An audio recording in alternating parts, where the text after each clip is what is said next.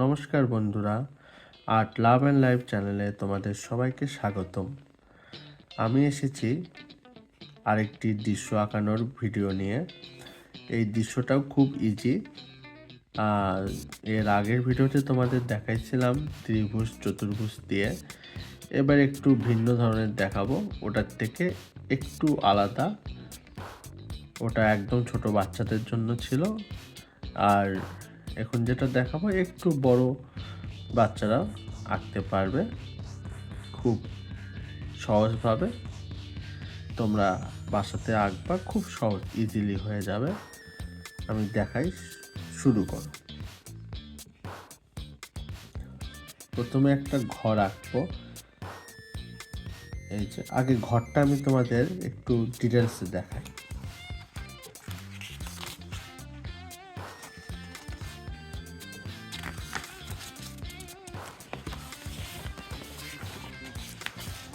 এখানে আগে ঘরটা আমি তোমাদের আঁকানো দেখাই।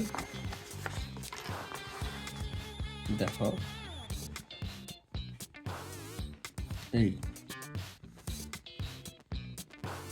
এক প্রকার এই দিলাম। এই ভালো মনোযোগ দিয়ে দেখো তোমরা।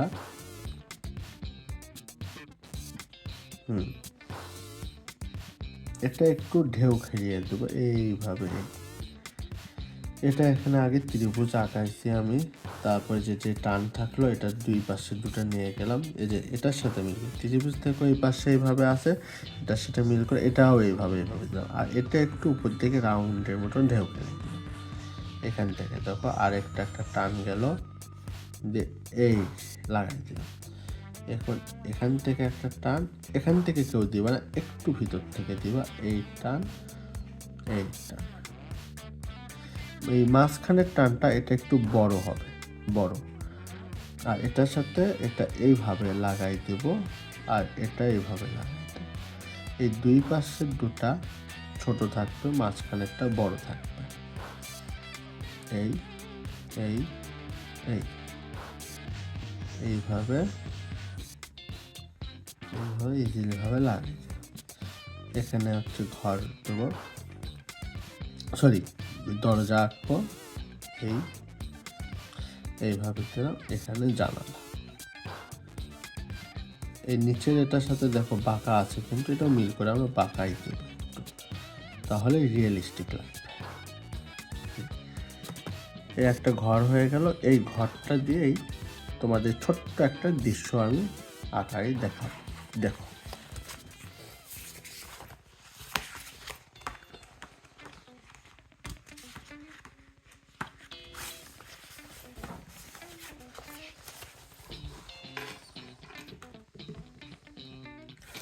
প্রথমে আগে আমি ঘরটা আঁকবো।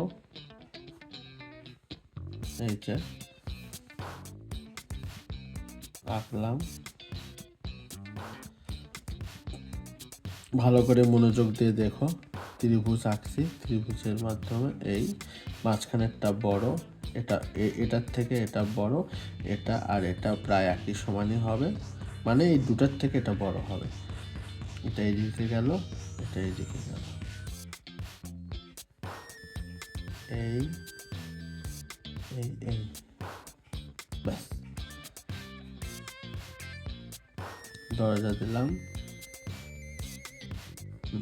এর সাথে আরেকটা ঘর আঁকবো কিভাবে, বেশ মনোযোগ দিয়ে দেখো। এই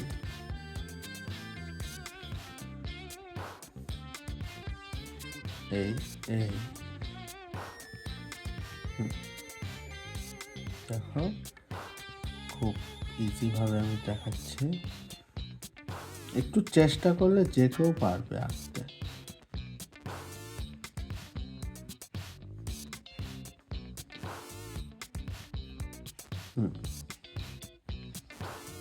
এর সাথে একটু খড়ের পালা দেব।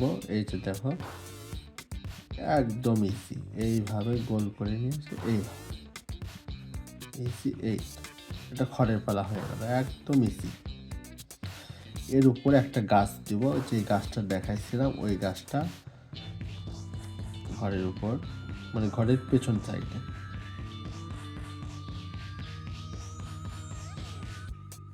এই যে এই খুব ইজি। দেখো আরেকটা গাছ দিচ্ছে এই ঘরের পিছন সাইডে,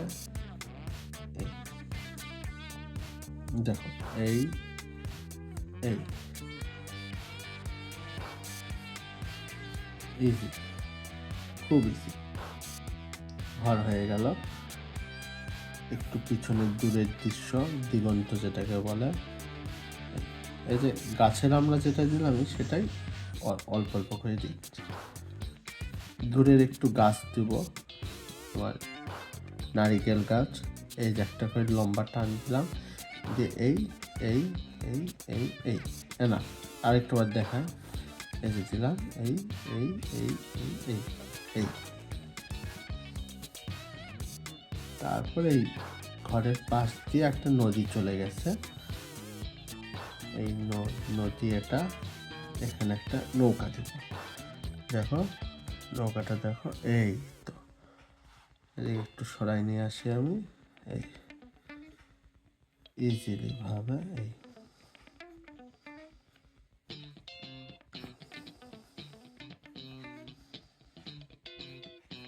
এটা হয়ে গেল নৌকা।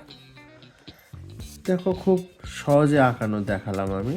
এই দৃশ্যটা খুবই সহজ, তোমরা একটু চেষ্টা করলেই পারবে, তেমন কোনো কিছুই না। তোমরা আগে ছবি আঁকার আগে বেশি বেশি করে লাইন প্র্যাকটিস করবা, ত্রিভুজ আঁকবা, চতুর্ভুজ আঁকবা, বৃত্ত আঁকবা, আর সবগুলো অবশ্যই ফ্রি হ্যান্ডে করবা। ফ্রি হ্যান্ডে কোনো কিছু ছবি আঁকতে গেলে কোনো স্কেল ব্যবহার করবে না, কোনো চাঁদা কোনো কিছুর মাধ্যমে করবে না। খারাপ হোক, লাইন বাঁকা হোক, হোক, তুমি ফ্রি হ্যান্ডে আঁকবা। তাহলে দেখো তোমাদের হাতটা অনেক তাড়াতাড়ি, অনেক তাড়াতাড়ি হাতটা ভালো হবে, ছবি আঁকার জন্য পারফেক্ট হবে অনেক তাড়াতাড়ি।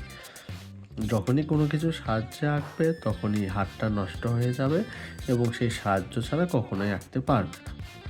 তো ভালোভাবে আঁকতে গেলে আমি বারবার যে কথাটা বলি, ফ্রি হ্যান্ডে তোমাদের আঁকতে হবে। লাইনটা বাঁকা হোক, লাইনটা আমি যেমন যদি তোমরা প্রথমে ঘর আঁকতে যেয়ে মনে করো, আর পেন্সিলটা সবসময় হালকা করে ধরবে, স্মুথলি, এইরকম ডেবে শক্ত করে ধরবে না। এই যে দেখো আমি এই যে ঘর আঁকতে গিয়ে তোমাদের মতন করে দেখেছি, ঘর আঁকতে গেলে মনে করো এটা একটু সোজা টানতে গিয়ে এইরকম হয়ে যাচ্ছে, হোক সমস্যা নেই। আমি আবার এর উপর দিয়ে সোজা টানলাম, টেনে আবার করলাম, এইভাবে এটা দেওয়ার সময় এটা একটু এইরকম হয়ে গেল। তো কী হয়েছে, কোনো সমস্যা নেই, এটা আমি স্মুথভাবে দিলাম। তো এই যে এই দুইটা যে দাগ থাকলো, এটা শেষের দিকে ইরেজ করে দিলাম। একদম বাঁকা হচ্ছে, ইরেজ করতেছি, আবার টানছি, ইরেজ করতেছি, এটা করবে না, এটা একটা অভ্যাসে পরিণত হয়ে যায়। তো এই যে লাইনটা যেরকম আমি দিতে নিয়ে এইরকম হয়ে গেল, বাঁকা দিক চলে আসলো, ঠিক আছে, বাঁকা হতেই পারে।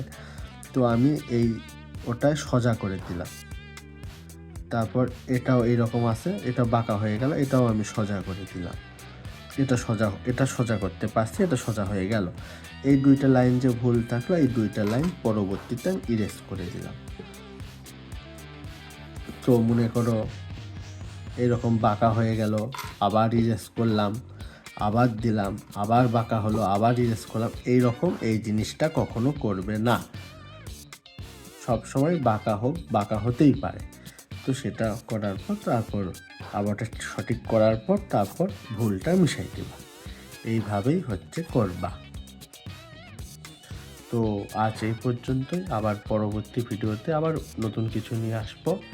সেই পর্যন্ত সকলে ভালো থাকবে।